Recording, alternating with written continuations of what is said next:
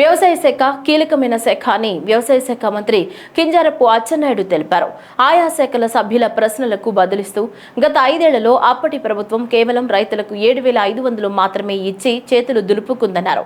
అయితే ఈ మొత్తం సరిపోదని, ఇందుకోసమే అన్నదాత సుఖీభవ అనే కార్యక్రమం క్రింద 42 లక్షల మంది రైతులకు 20,000 రూపాయలు ఇవ్వాలని ప్రస్తుత కేంద్ర రాష్ట్ర ప్రభుత్వాలు నిర్ణయించుకున్నాయని పేర్కొన్నారు.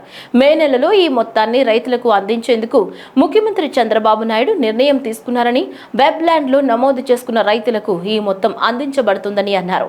గత ప్రభుత్వం వ్యవసాయ శాఖకు తగిన ప్రాముఖ్యత ఇవ్వలేదని, 5 ఏళ్లలో వరదలు, విపత్తులు సంభవించాయని, కానీ సాయిల్ టెస్టింగ్, డ్రిప్ ఇరిగేషన్ వంటి కార్యక్రమాలు నిలిపివేసిందని, బీమా కంపెనీ నెలకొల్పుతామని చెప్పి రైతులకు బీమా సదుపాయం కూడా అందించలేదని వెల్లడించారు. మేనిఫెస్టోలో పెట్టాం, ఎన్నికల ప్రచారంలో చెప్పాం.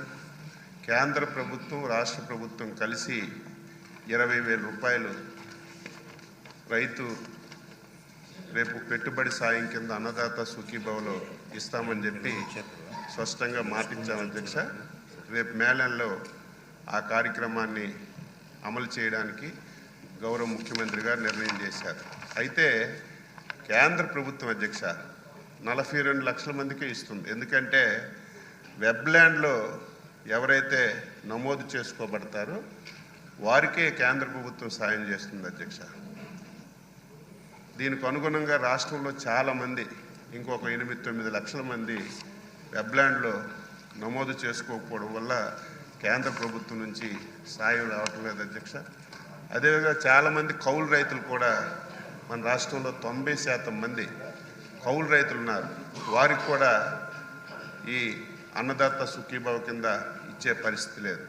అందుకే ముఖ్యమంత్రి గారు స్పష్టంగా చెప్పారు, ఇటు భూమి లేనటువంటి నిరుపేద రైతులు ఎవరైతే కౌలు రైతులు ఉన్నారో వాళ్ళకు కానీ, వెబ్ల్యాండ్లో లేనటువంటి వాళ్ళకి కానీ తప్పనిసరిగా ఈ పరిహారం అందించాలని చెప్పి నిర్ణయం చేశారు.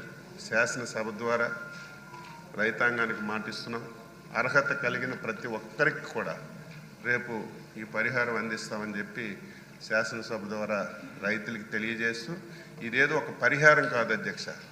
2019 నుంచి 24 వరకు ఆగిపోయినటువంటి పథకాలన్నీ కూడా మళ్ళీ సాయిల్ టెస్టింగ్ చేస్తున్నాం, మళ్ళీ యాంత్రీకరణ ప్రవేశపెడుతున్నాం.